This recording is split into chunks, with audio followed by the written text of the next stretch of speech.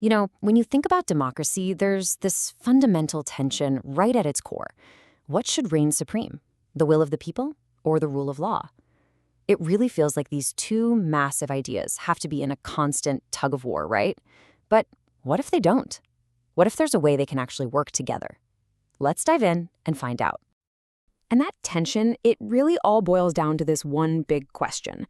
Is a constitution actually a roadblock to democracy?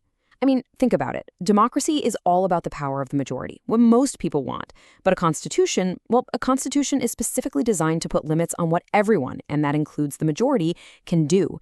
So you can see right away how there's this potential for a major clash. All right, so let's tackle this conflict head on. Is this just a classic case of the unstoppable force, that's the will of the people, smashing into the immovable object of the law? And here, you can see the difference laid out pretty clearly. Democracy, on one side, is all about taking the will of the majority and putting it into action. But constitutionalism, on the other hand, is like the brakes. It's designed to say, whoa, not so fast. Its entire purpose is to limit power and, crucially, to protect individual rights from that very same majority. So yeah, it's this constant dance between exercising power and reining it in. So before we can figure out how these two could possibly be partners, we have to get crystal clear on what we even mean by constitutionalism. First, let's talk about the Constitution itself, the document. The easiest way to think about it is like the architectural blueprint for an entire country. It's the supreme law of the land that lays out the whole structure of the government, says what it can do, and, this is the important part, draws a hard line around what it can't do. Constitutionalism, though, that's a little different. It's not the document, it's the philosophy behind the document. It's this core belief that no government should have absolute, unchecked power. That everyone, from a regular citizen all the way up to the head of state, has to play by the same rules. And here's the kicker. Just because a country has a fancy constitution written down doesn't mean it actually practices constitutionalism. So, to make this idea real, constitutionalism uses a whole toolkit of mechanisms. You've got the separation of powers, so no single branch of government gets too strong. You create an independent judiciary, so judges can call fouls without facing political heat. And you bake individual rights right into the law itself. All these pieces work together to build a system that's designed, from the ground up, to limit power. Okay, so we've set up this big fight, right? The people's will versus the rule of law. But what if that's the wrong way to look at it entirely? What if these two ideas aren't really enemies at all? What if they're actually partners?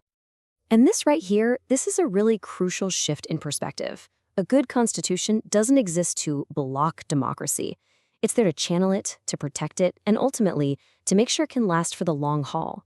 They really are partners in a very delicate but incredibly important balancing act.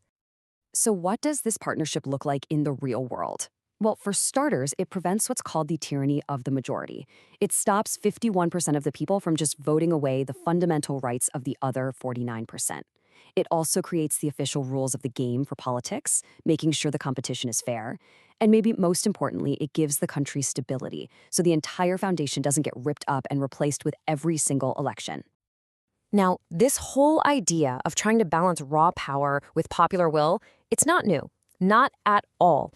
It's actually the result of a debate that has been raging for thousands of years. So let's take a really quick trip through time. You can literally trace this idea like a thread weaving through history. The seeds were planted way back in ancient Greece and Rome, with concepts like natural law. Then it got a huge boost in the medieval era with the Magna Carta, which for the first time put actual legal limits on a king. The Enlightenment really sharpens the idea with the concept of a social contract. And it all comes to a head with the American Revolution, which gives birth to the modern written constitution as we know it today.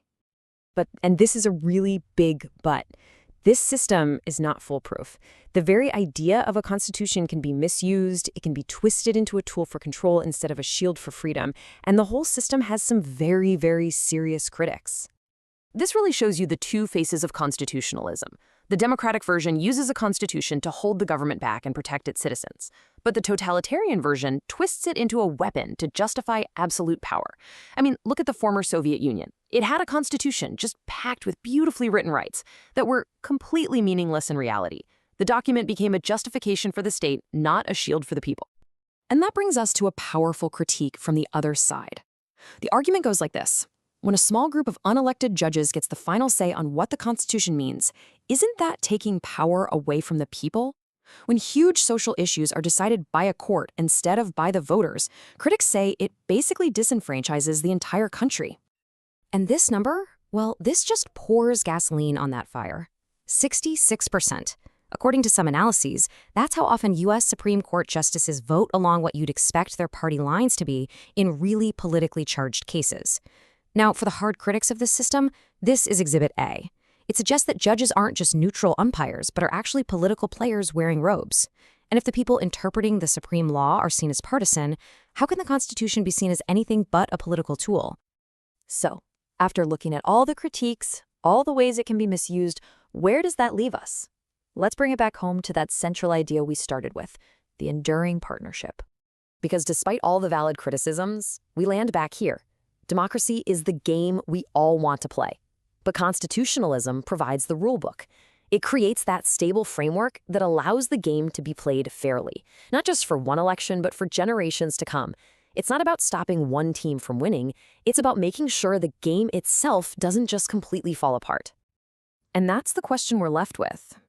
Democracy gives us the engine, the power to pick our destination. Constitutionalism provides the guardrails that keep us from driving off a cliff. But in the world we live in now, a world that is so polarized, where the arguments aren't just about policy anymore, but about the very rules of the road themselves, is that historic partnership strong enough to hold? The answer to that is going to define the future for democracies everywhere.